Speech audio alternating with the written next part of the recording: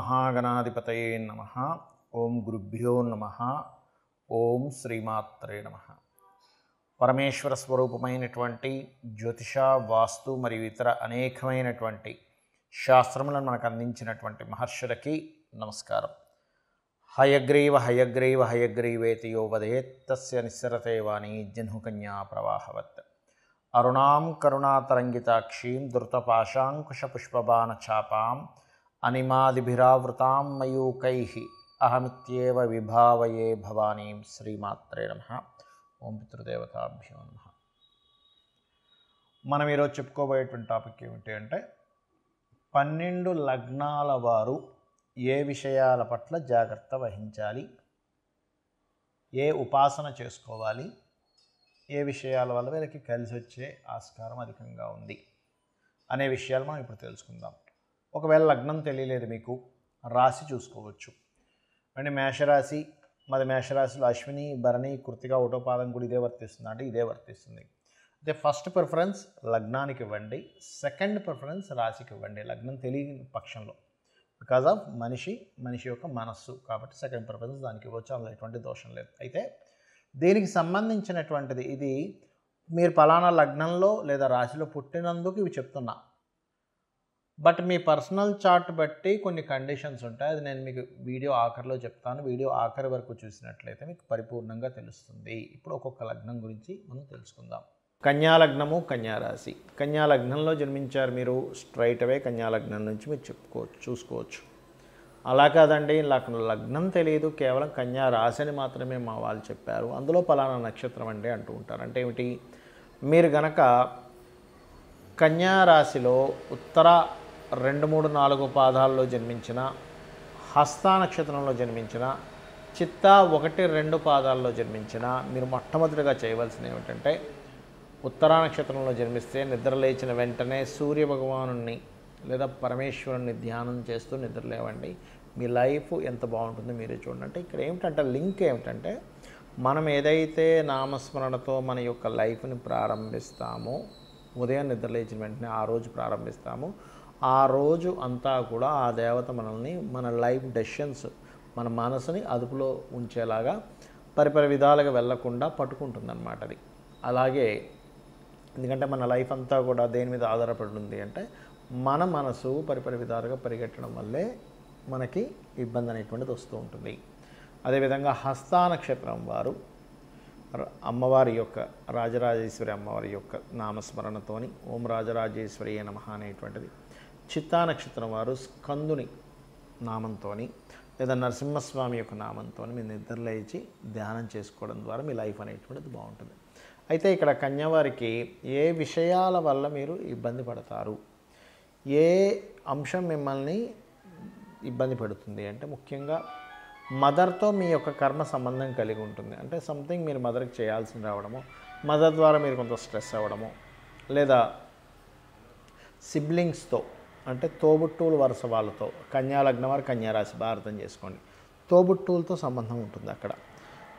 అంటే తోబుట్టువులే మీకు ఏదైనా ఇబ్బంది పెట్టడం కావచ్చు, వాళ్ళకి మీరు ఏదైనా సెట్ చేయాల్సిన విషయం కావచ్చు. ఇది పర్టికులర్గా కనెక్ట్ అయి ఉంటుంది, ఇది గుర్తుపెట్టుకోండి. ఈ యొక్క కన్యా లగ్నం వారు కన్యా రాశి వారు ఇది గుర్తుపెట్టుకోండి. అలాగే మరి మీకు మంచి విషయాలు ఏమిటి, ఇక్కడ ఏ విషయం మీకు మంచి చేస్తుంది అని చెప్పి చూసుకున్నట్లయితే మేనేజింగ్ రిలేటెడ్ సంబంధించి మీరు మొత్తం ప్రతిదీ మేనేజ్ చేసుకునేటువంటిది ఏదైతే స్కిల్ మీలో ఉంటుందో సహజంగానే కన్యా లగ్నం వారికి మేనేజింగ్ స్కిల్స్ అధికంగా ఉంటాయి.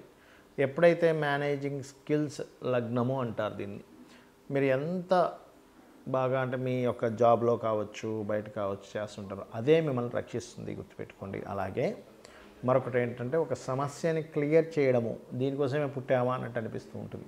ఎందుకంటే శనికి 5, 6 ఆధిపత్యం వచ్చింది మీ లైఫ్లో. ముఖ్యంగా మీ యొక్క లైఫ్లో వివాహం చేసుకోవడమే ముఖ్యంగా లైఫ్ని ఎక్కువగా టర్న్ చేస్తుంది మీ లైఫ్లో. సో ఇక్కడ ఏంటంటే మీరు ఈ యొక్క కర్మల నుంచి విముక్తి పొందాలన్నా, ఎందుకంటే మీ ఆలోచనలు, మీరు చేసే నిర్ణయాలు ఇవన్నీ కూడా మీ కర్మ తీరడం, ఇవన్నీ కూడా మీ సంతానంతో కూడా కనెక్ట్ అయి ఉంటుందండి. ఎప్పుడైతే సంతానం కలిగిందో మీకు అక్కడి నుంచి మీ ప్యాటర్న్ వేరే రకంగా వెళ్తూ ఉంటుంది. బట్ మీరు ఎంత వెంకటేశ్వర స్వామి యొక్క నామస్మరణ చేస్తారో మీరు ఈ యొక్క కర్మల నుంచి బయటపడడం జరుగుతుంది. అంటే నిత్యము వెంకటేశ్వర స్వామి స్తోత్రాలు చేసుకోండి, అన్ని విధాలా బాగుంటుంది. ఇప్పటి వరకు మనం ఏదైతే చెప్పుకున్నామో మీది గనక ఫలానా లగ్నం అయితే ఫలానా విషయాలు జాగ్రత్తగా ఉండండి అని, ఫలానా ఉపాసన చేయండి అని, లేకపోతే ఫలానా విషయాలు మీకు అందిపుచ్చుకుంటారని, మీ లైఫ్లో ఈ విషయాల్లో బాగుంటుంది మనం ఏవైతే చెప్పుకున్నామో ఇవన్నీ కూడా మీ లగ్నం బేస్ చేసుకొని దీన్ని స్థిరంగా ఉండేటువంటి కారకత్వాలు అంటారు. అంటే ఫలానా లగ్నంలో పుట్టాము అంటే పంచమాధిపతి రవి అవుతాడు, మేషంలో పుడితే, లేదా వృషభంలో పుడితే పంచమాధిపతి బుధుడు అవుతాడు, అదే మిథునంలో పుడితే పంచమాధిపతి శుక్రుడు అవుతాడు, లేకపోతే లగ్నాధిపతి బుధుడు అవుతాడు. ఇట్లా కొన్ని కాంబినేషన్స్ బట్టి చెప్పుకున్నాం. మరి పర్సనల్ చార్ట్లో ఇది ఏమైనా మార్పు వస్తుందా అంటే ఖచ్చితంగా పర్సనల్ చార్ట్ దగ్గరికి వచ్చేసరికి మార్పు వస్తుంది. ఎలాగా అంటే చెప్తాను చూడండి. ఇప్పుడు టీటీ ఇంజెక్షన్ ఉంది. టీటీ ఇంజెక్షన్ ఏదైనా సెప్టిక్ అయితే వేస్తారు.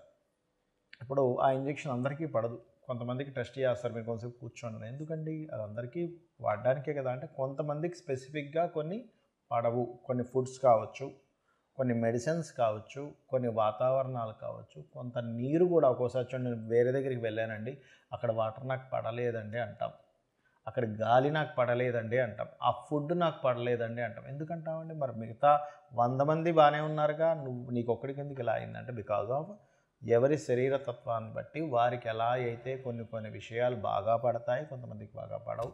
అదేవిధంగా సబ్జెక్ట్స్ కూడా చూడండి, 40 మంది పిల్లల్ని కూర్చోబెట్టి టీచర్ చెప్తే అందులో ఒకరికి అద్భుతంగా అర్థమవుతుంది, కొంతమందికి అసలు సబ్జెక్ట్ అర్థం కాదు. ఎందుకు?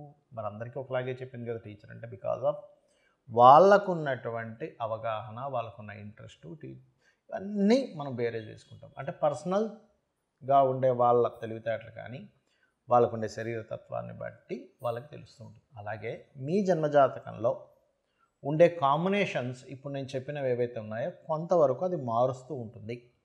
అంటే ఉదాహరణకి నేను మీకు మేషలగ్నం వారికి అప్పుల విషయంలోనే మెయిన్గా జాగ్రత్తగా ఉండాలని చెప్పాను. కానీ వారి జన్మజాతకంలో కొంచెం బుధుడు బాగున్నాడు అనుకోండి, అప్పుడు అంత ప్రమాదం రాదు. లేదా బుధుడు ఇంకా పాడైపోయాడు ఉదాహరణకి, అప్పుడు ఇంకా ఎక్కువ ప్రభావం వస్తుంది. సో ఇలాంటివి చూసుకోవాలి. అంటే ఏమిటి? నేను ఏదైనా ఆరోగ్యం గురించి చెప్పానంటే మీ జాతచక్రంలో రవిని చూసుకోండి. రవి బాగున్నాడంటే మీరేం కంగారు పడక్కర్లేదు. రవి కనుక పాడేయాడంటే ఇంకొంచెం జాగ్రత్తగా ఉండాలి. మానసిక విషయాల గురించి చెప్పాను, చంద్రుడు బాగున్నాడు, ఎక్కువ కంగారు అక్కర్లేదు. చంద్రుడు పాడయ్యాడు, అప్పుడు మీరు బియ్యం దానం ఇవ్వడమో చేయండి.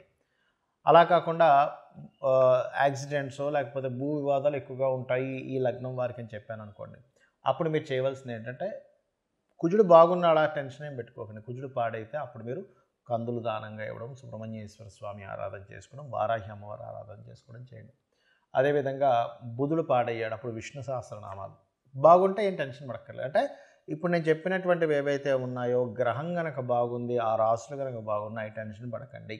ఆ రాసులు బాగోలేవండి, ఆ గ్రహం పాడైంది, మరింత ఎక్కువ జాగ్రత్త తీసుకోండి అని నేను మీకు ఒక క్లారిటీ ఇస్తున్నాను. అదేవిధంగా గురువు అయితే శనగల దానంగా ఇవ్వడం, గురువులు అంటే ఏదైనా బంగారానికి సంబంధించినటువంటి టీచింగ్ లైన్స్ సంబంధించిన విషయాల్లో కొంత జాగ్రత్తగా ఉండాలి.